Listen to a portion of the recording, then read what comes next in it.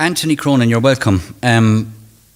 Last night when I was speaking to you, I said to you, let's talk about Anthony Cronin, the man.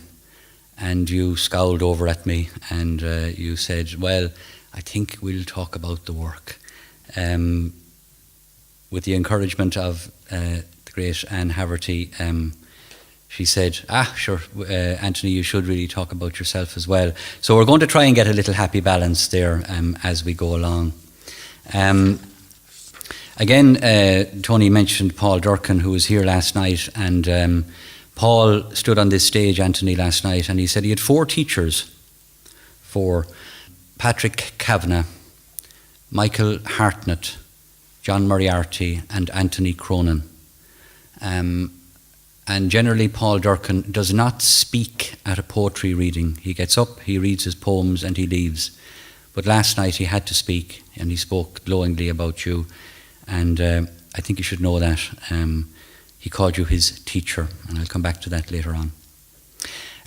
Anthony, you're associated with Dublin and the Dublin literary scene to a huge degree. But you were born in County Wexford, in that beautiful town of Enniscorthy on the banks of the Slaney and under the brow of Vinegar Hill. And your father worked for a time as a journalist in the Enniscorthy Echo. Maybe we'll just start about and ask you, what memories, I know you were very young when you left, but what memories do you have of your Wexford youth, and how did this carry on through your life? Well, of course, they're the be-all and end-all.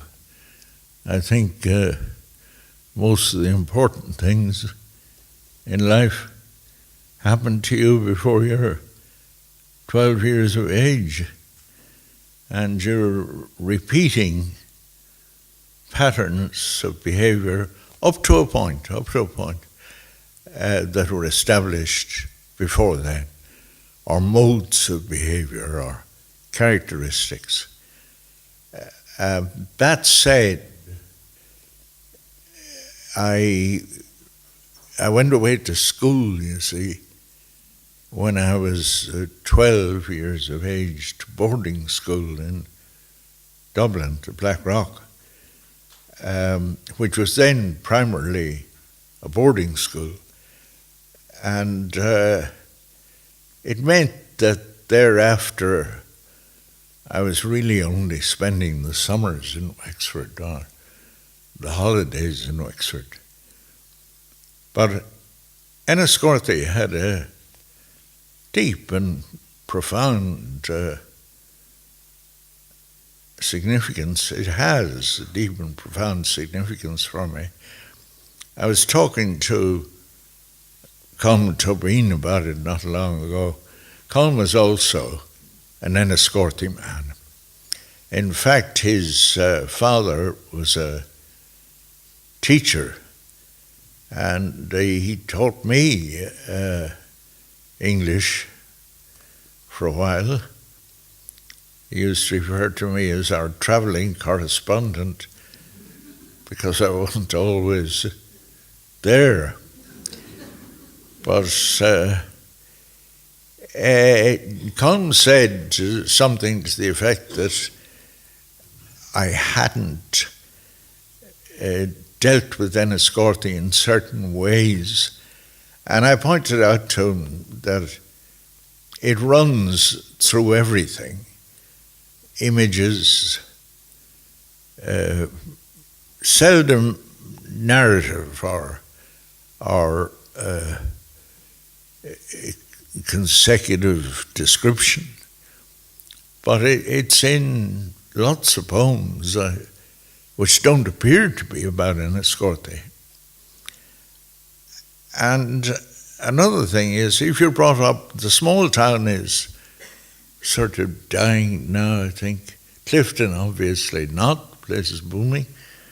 But generally speaking, the Irish small town, which was a strange and peculiar institution, is dying, for economic reasons at least, if not for others. And generally speaking, though, if you were brought up in a very small town and then went, as I did, to a boarding school for 5 years, you got a pretty good grounding in human nature. These were both places in which human nature in its best and worst aspects were to be observed pretty closely and pretty accurately. The fact that Was it in Blackrock that you had your first exposure to poetry? Or where was your first exposure to poetry? It was largely in Blackrock because we had in the evenings, we had 4 hours in a study hall.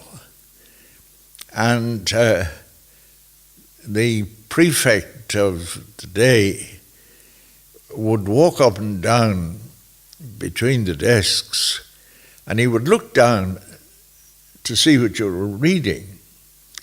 And if it was a school book, of course, you were okay. If it wasn't, he would confiscate it or whatever. And it never occurred to anybody that somebody might read poetry for pleasure and for hours on end. So I wound up by knowing the poems in the school books pretty well by heart. But I ventured further then as time went by, and I became a clever customer. And I had lots of books, selected Browning, selected Tennyson, and of course a Shakespeare play. You were absolutely allowed to read a Shakespeare play, because who could read it for any other reason than studying it? And I admire the school curriculum of those days, because every year we had a new prescribed Shakespeare text, Shakespeare play.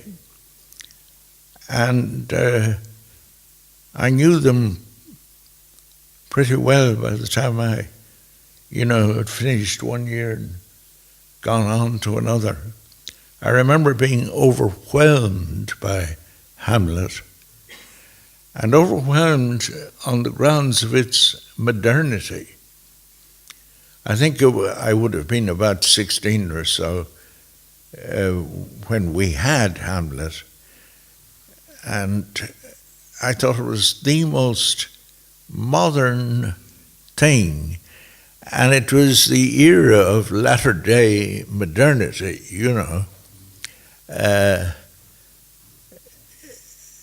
But this was something further.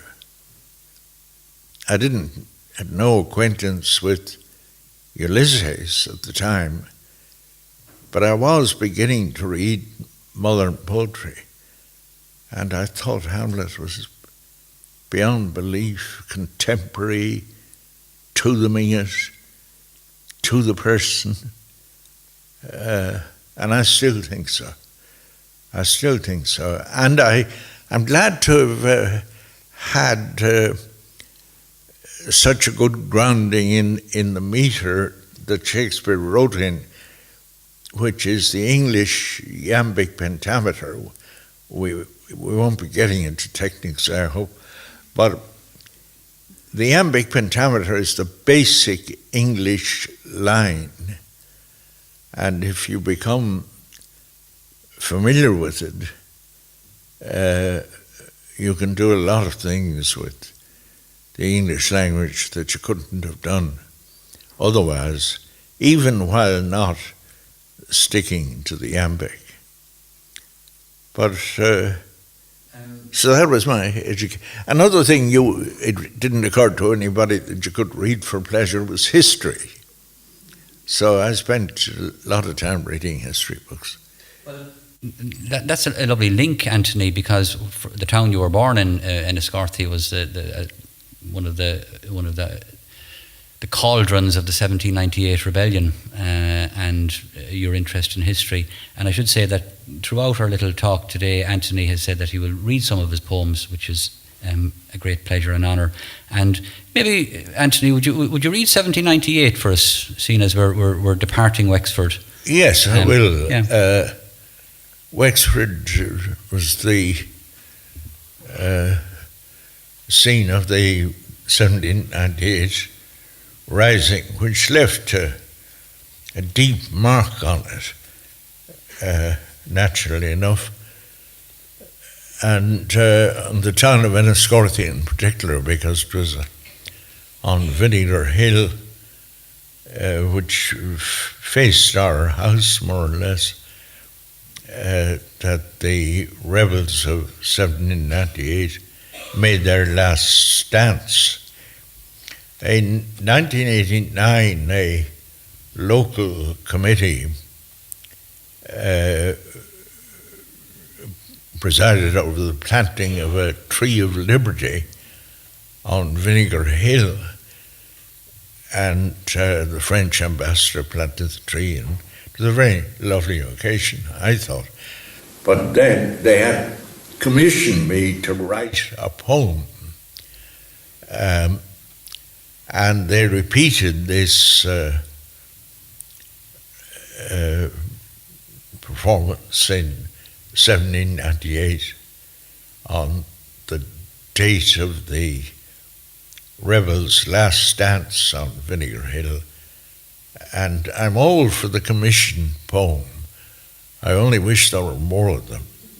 I wish private individuals who have a bit of money would commission poems for their sons' or daughters' weddings and christenings and all the rest of it.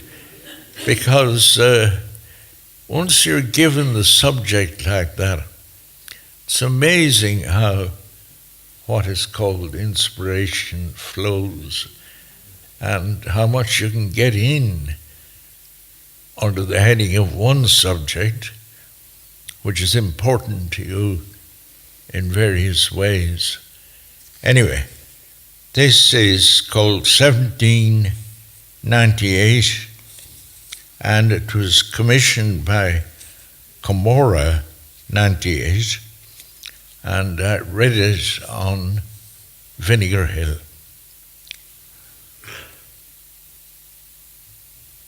They wore their Sunday best for early battle, coming with ribbons in their hats to join the neighbours at the crossroads by the chapel, as on a holy day of obligation.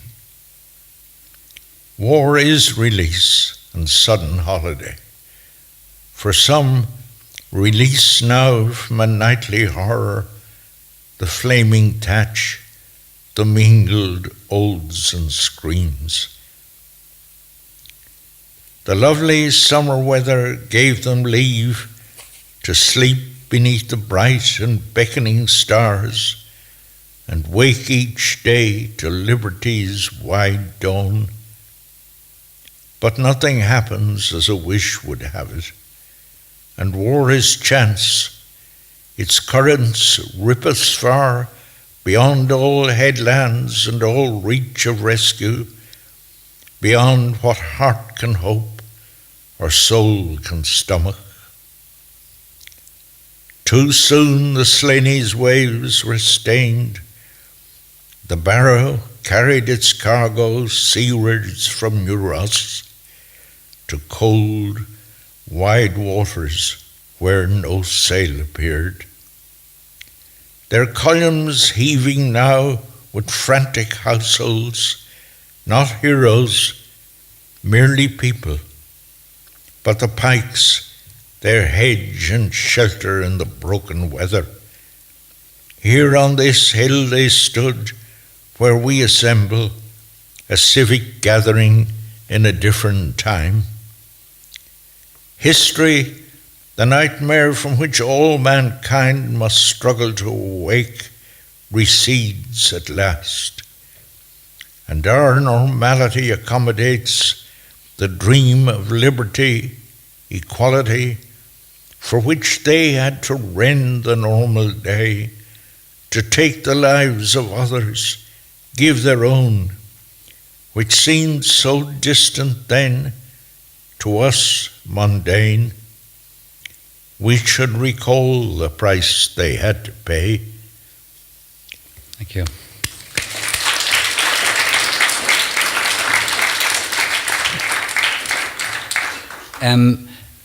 After Blackrock, Anthony, you went to UCD to pursue a law degree.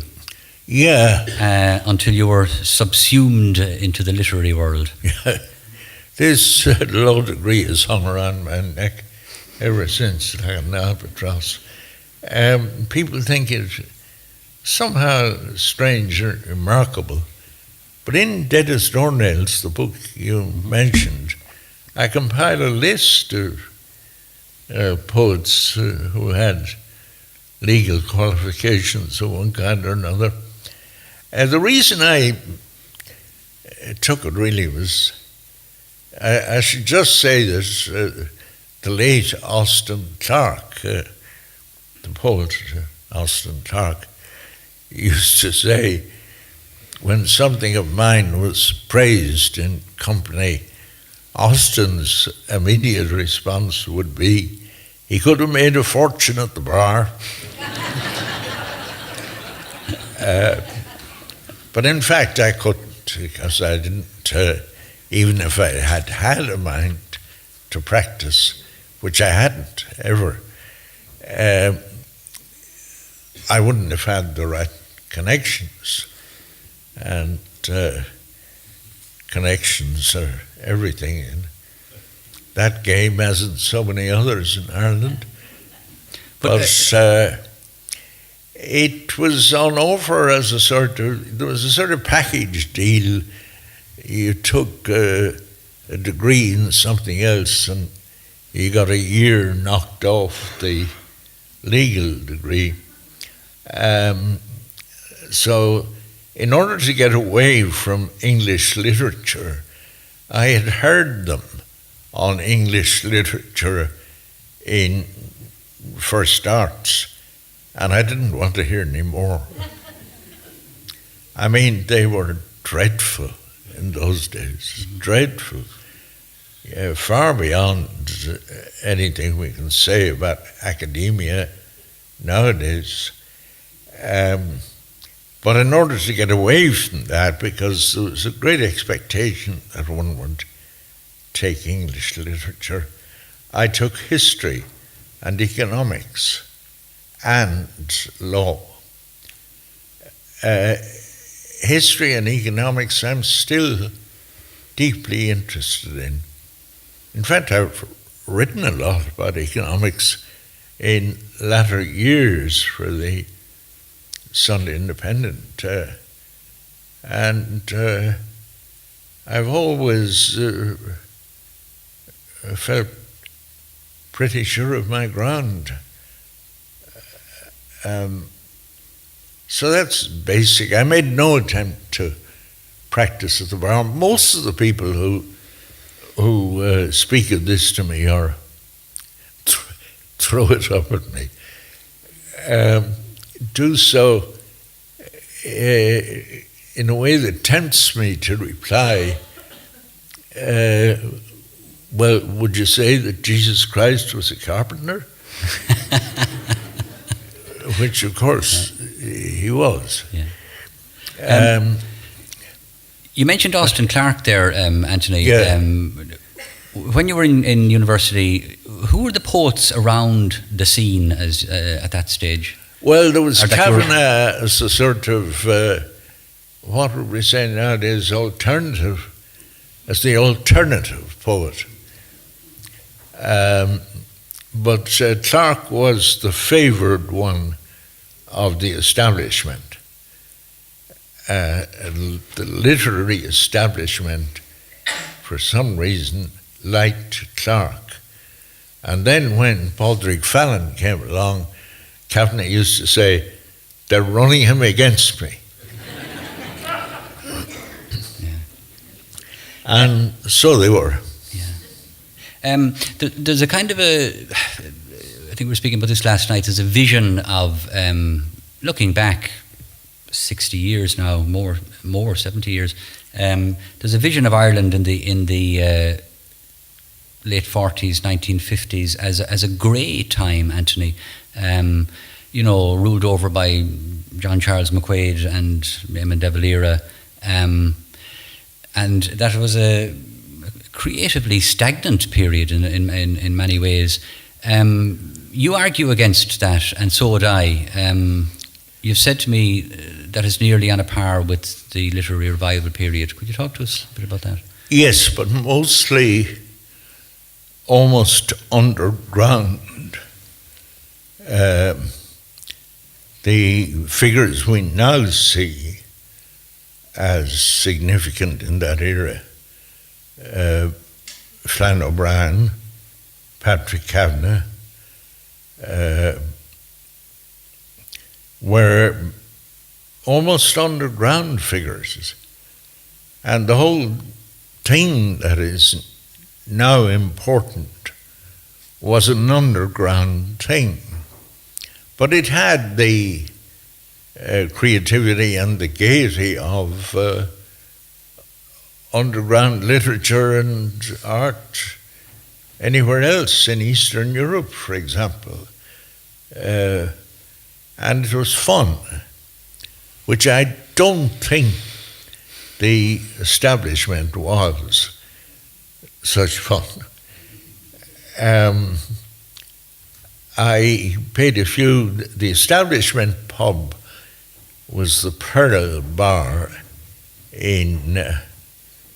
beside the Irish Times there in Fleet Street. And it was there because of the Irish Times, because so many of them wrote for or had dealings with the Irish Times.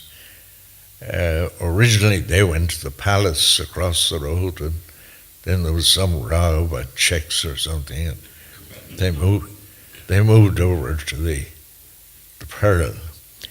The alternative literary pub was MacDade's of Harry Street. And the few visits I paid to the Pearl, where R.M. Smiley, who was then the editor of the Irish Times, presided over the proceedings, were not such fun as MacDade's. Smiley, you would say Smiley was a member of the establishment? Well, I wouldn't say he was either, because he wasn't really a writer. He was only a newspaper editor. Therefore, I don't want to speak slightingly with newspaper editors. Some of my best friends are editors. But he wasn't a writer.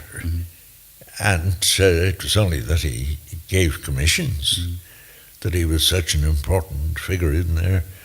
Anthony, I said early on that you were doing your degree in university, and you were kind of subsumed into this literary grouping. When did that? At what stage did you finally forget about law and leave law behind you and leave your degree and become a man of letters? Well, there is a sort of notion that I was a successful lawyer of some kind. Somebody said to me the other day, "But you were a leading counsel, weren't you?" And no, I never had anything to give up. I got one brief and I lost it. I don't mean I lost the case. I lost the actual document, unfortunately. I think I left it on top of a bus, but... so there was really nothing to give up. And the only way I could earn a few bob was by writing for the literary journals. Mm-hmm. The literary journals being the Bell and Envoy mostly. And I reviewed for the Irish Times a bit. You say you wrote for them. You were deputy editor of the Bell. I was, yeah, but that was an accident. Peadar O'Donnell, who the novelist who edited the Bell. Well, to be brief about it, he didn't want to do any work where the Bell was concerned. He preferred just being sort of editor. And he'd had a succession of young fellows, Harry Craig, that became a very dear friend of mine later on, and others. And he was short of a fella to do the work on the Bell. So Harry, as it happened, suggested me. He thought I needed the money, which I did.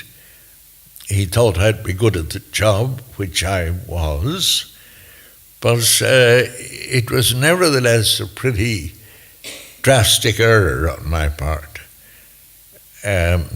For all his inactivity, Peadar wanted a different kind of magazine from the one I wanted. I wanted a literary magazine. He wanted a sociological one. I don't think there is a very huge, black, definite line between the two, but it was sufficient to cause a lot of friction between us. And, I mean, he was okay, Peadar, but he wasn't cut out to be the editor of a monthly review. But Anthony, you took your work seriously, and you should be. It should be said, really, that you supported writers. You took, and as Paul Durkin said here last night, you helped many writers, and after a while we'll talk about Aosdána. But in particular, I'd like to ask you about. You pushed for the publication of poems by Patrick Kavanagh in the Bell and arranged with Peadar O'Donnell for him to get payment. Yeah, I did. And the arrangement was that every time Kavanagh produced a poem, which I said was publishable, Peadar would produce a fiver. It was an arrangement that worked extraordinarily well. It's extraordinary what the promise of payment will do, even where lyric poems are concerned. And it was during that period, not the hospital period of later on, which people keep saying, but it was during that period that Paddy Kavanagh turned from being a rural lyricist into an urban poet. Mm. And I think a lot of his most remarkable poems were written while that arrangement lasted. Well, those poems became Kitty Strobling. Would that be? They did, yes, that's right. And if I may put in here, which I probably shouldn't do, it sounds like vainglory, but the biographer of Kavanagh, that's an excellent biography, by the way,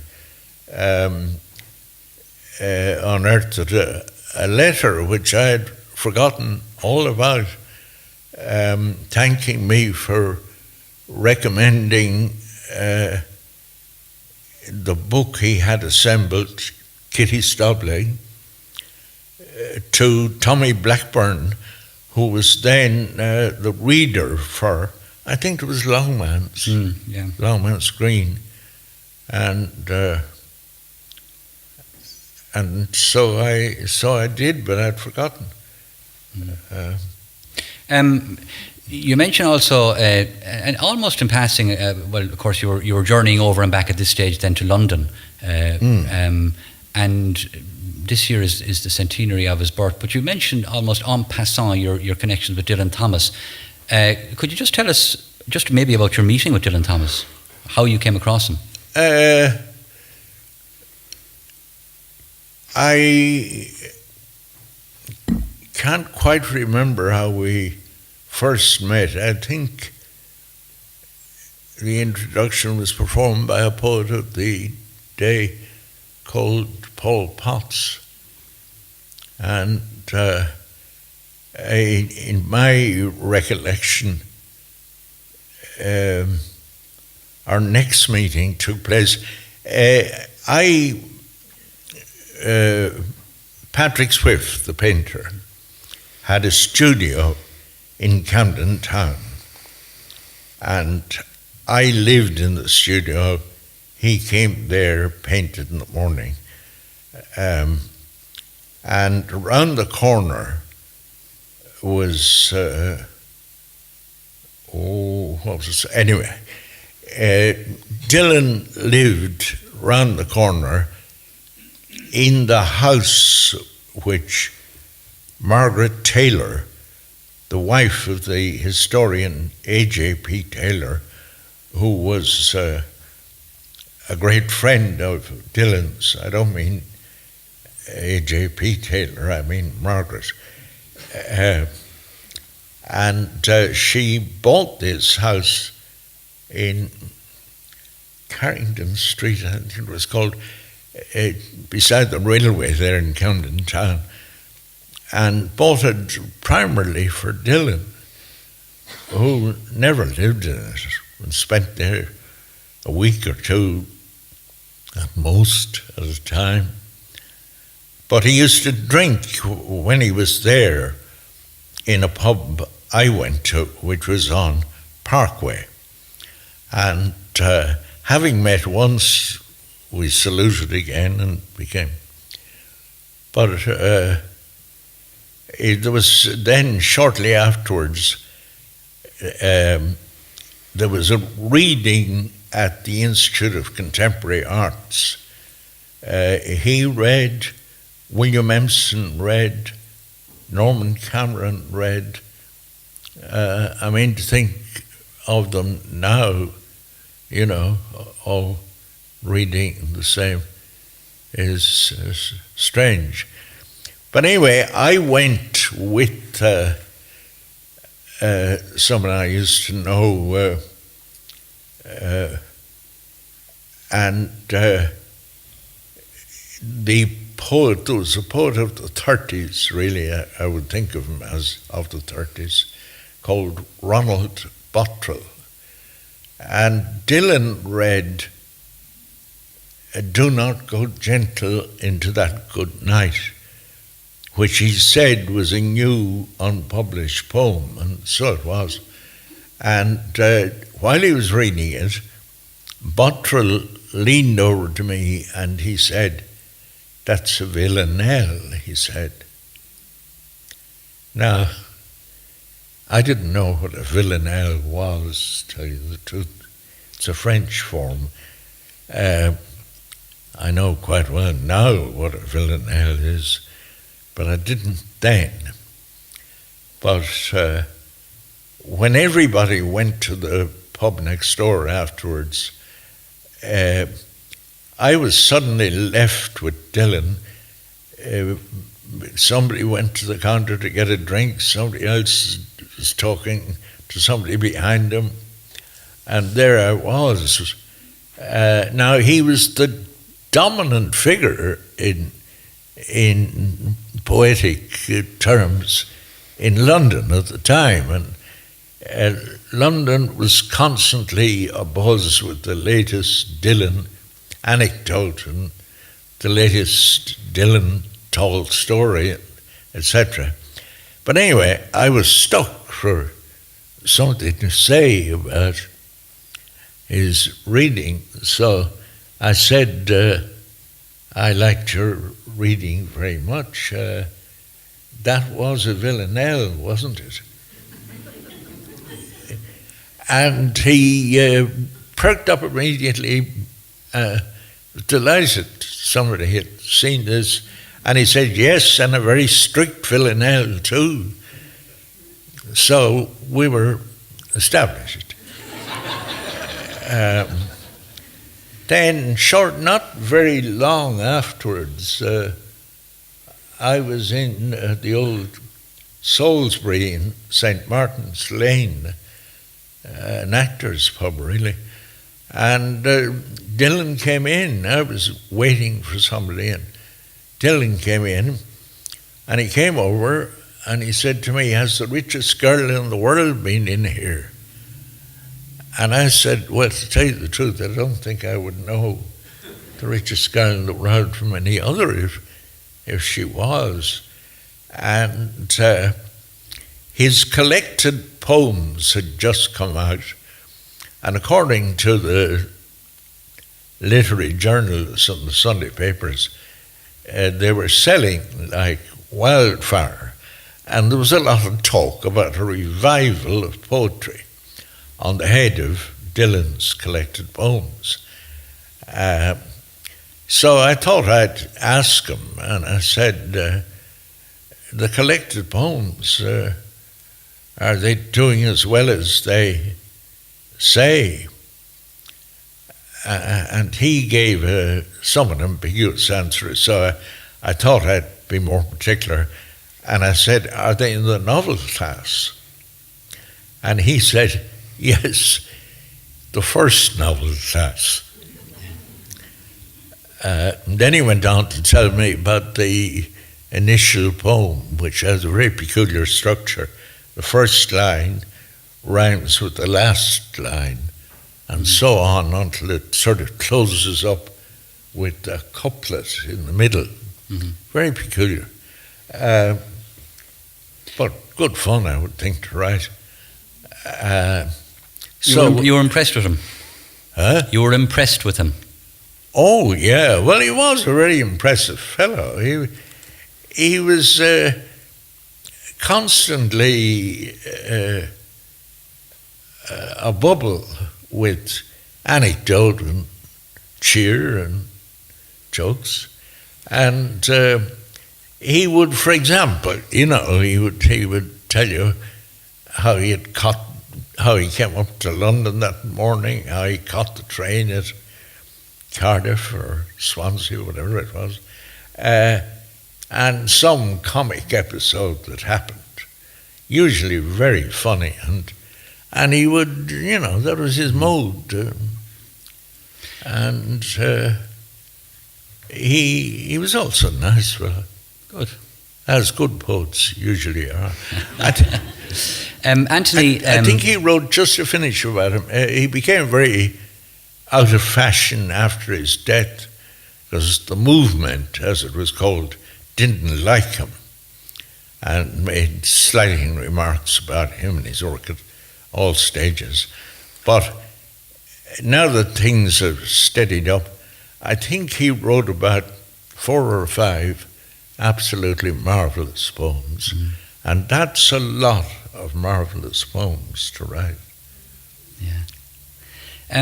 In Dead as Doornails, you tell the story about Flann O'Brien and Kavanagh debating who was going to get an invitation to the garden party for John F. Kennedy's visit to the Áras an Uachtaráin.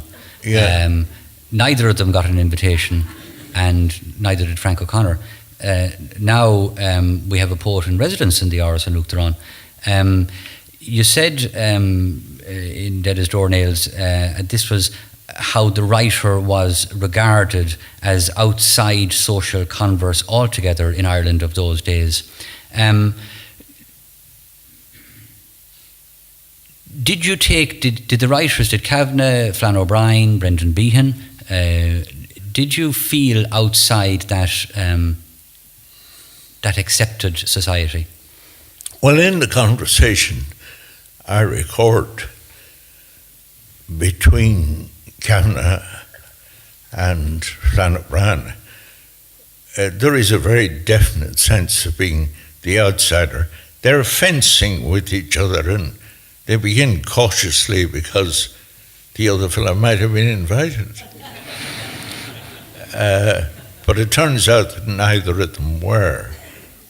And then Cabinet says, what about the Dean of the Celtic faculty, which meant Frank O'Connor, and he hadn't been invited either.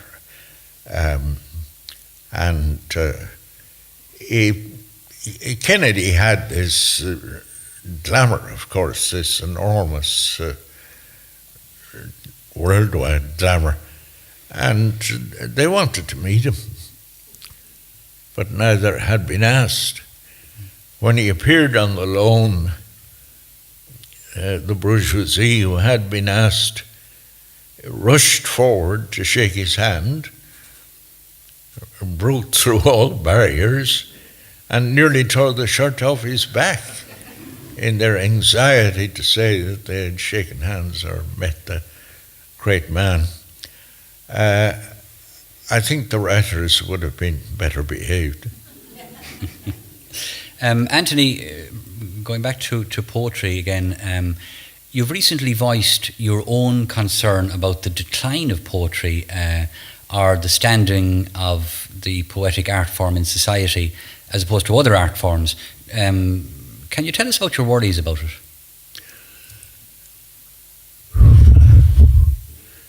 Basically, it has no economic value whatever. I mean, you write a poem and you give it to some editor or other, and you get a merely token fee. And then when it's published with other poems in book form, you get a merely token sum instead as well. And there is no economic exchange value. And the things in our world, I mean, this is a pretty grim thing to say about our world, but it's true. Unless a thing has economic value, it has no value in people's eyes at all, really.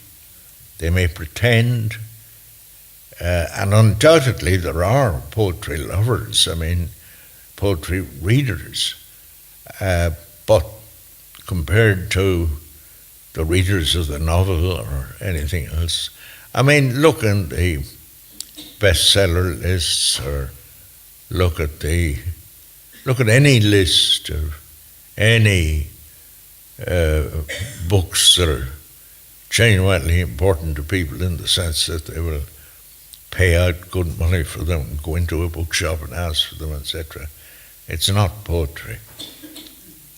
And I think in a terrible sense, the writing is on the wall for poetry.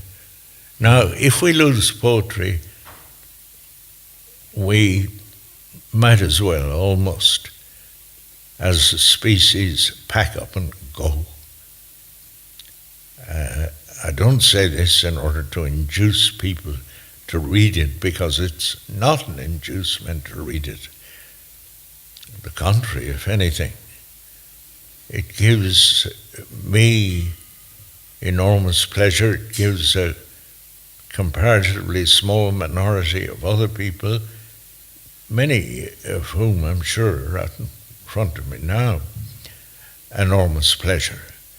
I would go further. It gives me such enormous illumination of life, liberty, and the pursuit of happiness, as they say. And it has quite literally saved my sanity at times. The existence of poetry, its there-ness to read it. But that won't go on. When a thing loses economic value in our society, it sooner or later loses everything else. But Anthony, you yourself are not giving up. You have a new book. You're in your 80s. You have a new book, Body and Soul, coming out today or tomorrow. So you're not cashing in the chips, or you're not giving up on poetry, and neither are a vast majority. Look at the audience here. I'm going to. We'll strive on. Absolutely. I mean, it never has occurred to me in 60 years to give up or to stop. Or you don't, whatever. Anthony. You don't in your work. You don't shy away from the long poem. And I'm thinking now of RMS Titanic, the Minotaur, End of the Modern World, a magisterial work. Anthony Burgess compares it to the wasteland. And I'd ask you maybe to read a little piece from RMS Titanic, if you wouldn't mind. Thank you. At the moment, I'm doing a sort of performance of RMS Titanic with the composer Donald Lally. He has written music for part of it, which is sung, and I read the rest then. And we've been doing it up and down the country. And it struck me that this passage, which is part of what I read, has relevance to the present era of austerity, which is crazy economics, crazy morality, everything else.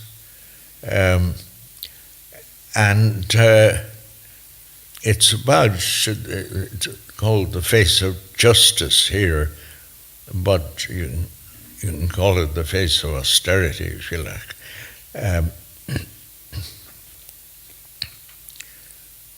Oh, if this face concealed great pain, we might call it necessity and concede its right.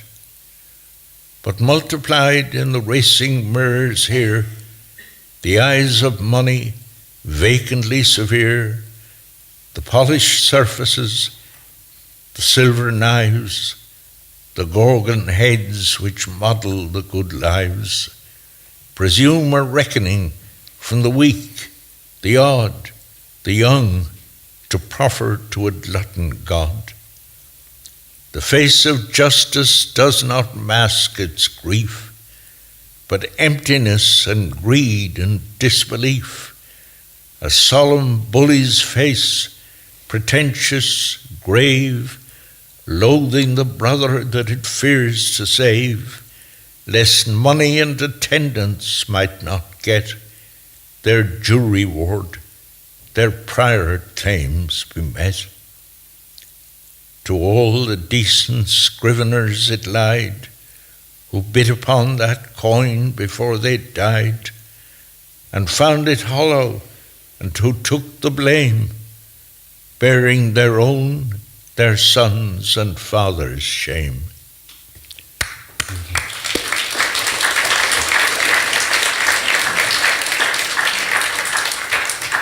It's difficult in the time we have, Anthony, to try and cover, the various aspects of your long career. But we have to mention Aosdána. You yourself and Charlie Haughey set up Aosdána in the early 80s, along with other artistic institutions, the Irish Museum of Modern Art, etc. Can you tell us about that time and how it was the right time? Well, it was needed desperately, because Ireland is too small a country to produce a literature or a school of painting, say, without subventions, without some form of state assistance. I could go on about the decline of the patron and the fact that the state was the only possible patron left, but it would take too long to. And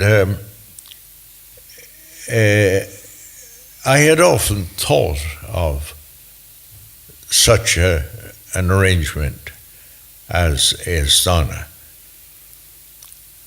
And then when Charlie asked me to be his cultural and artistic advisor, I think I was called, it was the first thing I set about bringing into being.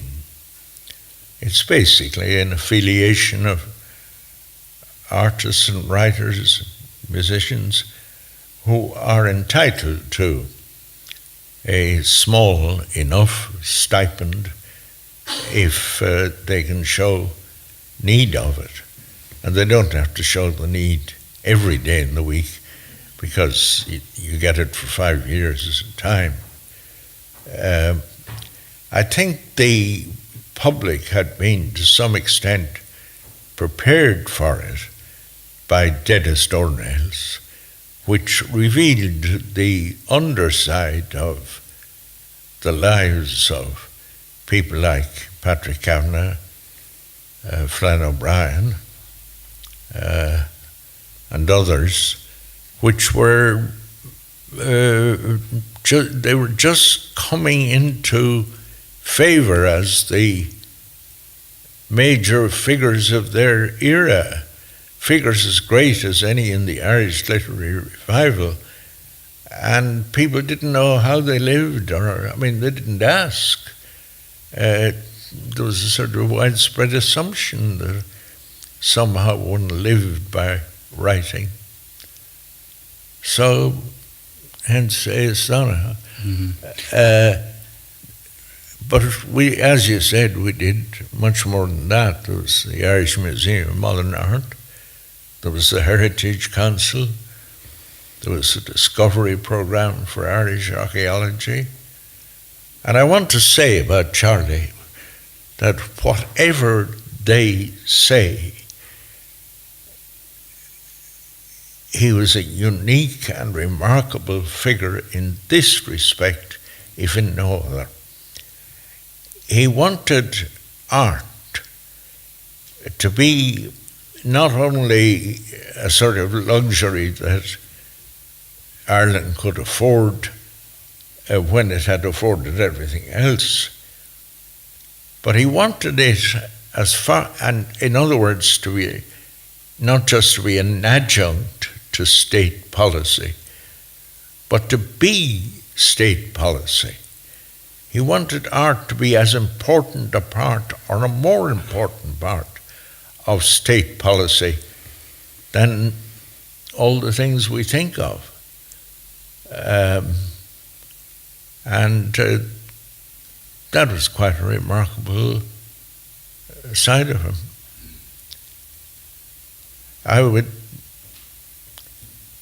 I could say more, but I won't.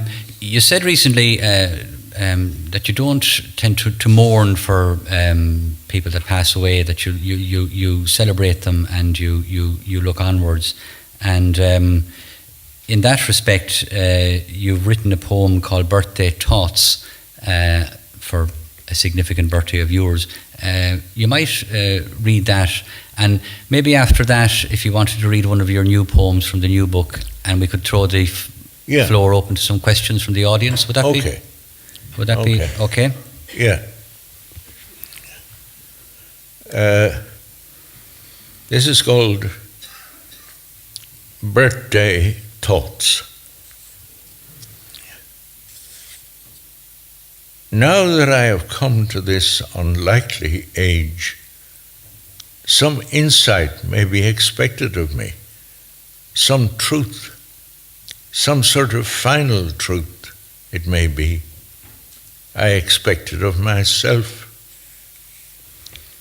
At this age, you're supposed to be a bit wise, if not maybe as wise as those Celtic philosophers who live on mountainsides where the wind blows from afar, clenching their pipes in their teeth, and have spiritual experiences which they put into books that reach the bestseller lists. I live in Ranelagh. I watch the clouds break almost overhead. Light pours from the winter sky. But I have no insight into the problem of existence. I am as ignorant about it now as I ever was, and that was completely. If pushed, I will admit that I am inclined to think that it is peculiar that we have this yearning for proportion and harmony and truth, this great thirst for rightness. Aquinas listed among his proofs of God that we have an innate knowledge of right and wrong. And well, I agree. But I mean a different sort of rightness, for which we all have a great thirst, which we must have got from somewhere. A yearning which in most lives is brutalized from the housing estate and the thatch and school onwards. But I say I'm inclined to think. If I were to say any more than inclined, I would really be on the incline, the slippery slope. The next thing, I would know. And the thing after that, I would be trying to make other people know. But I have no message of hope or love. Actually, I do know a bit about love, having had it, as you might say, dinned into me.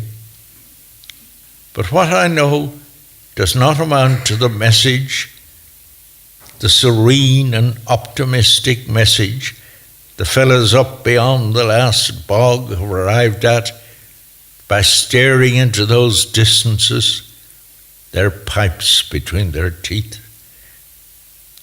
I stare at the wall of the front yard, which has a brief patch of sunlight on it. Not much, you may say, not as good as the Atlantic distances and the metaphors and the connections, but in its way, convincing enough. And anyway, it will have to do.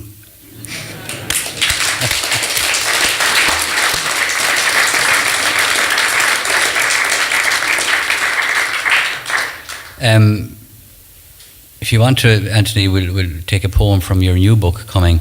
But Yeah. somebody asked me to ask you one question. Yes. Do you go back to MacDade's at all now? No, it's totally changed, and the clientele has changed. Very good. And in any case, I'm not that mobile now. I don't go to the pub so much. So, Body and Soul, this is your new collection, and Yes. you're thinking about the soul. You're thinking about soul, and if you'd like, just maybe you can read us one of those poems from your new collection coming out, I think today or tomorrow. Everybody go out and buy it. The Irish mostly go on pilgrimage to Santiago now, which is good for the health. When they went on pilgrimage before, it was nearly always to some place where the bitter wind blew from the northeast, where sustained only by hunks of stale dry bread and mugfuls of strong black tea, they crouched all night awake among the rocks, reciting the sorrowful mysteries. The misery of it all was presumed to show their spirituality.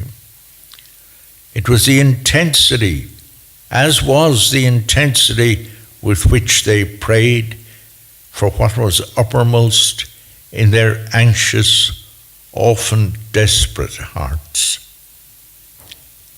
That Daddy would give up the drink, that Aunt May would be cured of the sciatica, that Jim would pass the exam and become a permanent and pensionable civil servant. They prayed too that they might get an uncle's farm, a corporation house, a man, a woman. That lovely coat in Monica Dowd's in time for Statia's wedding, their new teeth done in time for Statia's wedding. Even on the road to Santiago, we do not pray so much now, having lost our faith in the all-powerful Father who could change things at a nod, and in the loving Mother who never refused to ask him and to whom he always listened.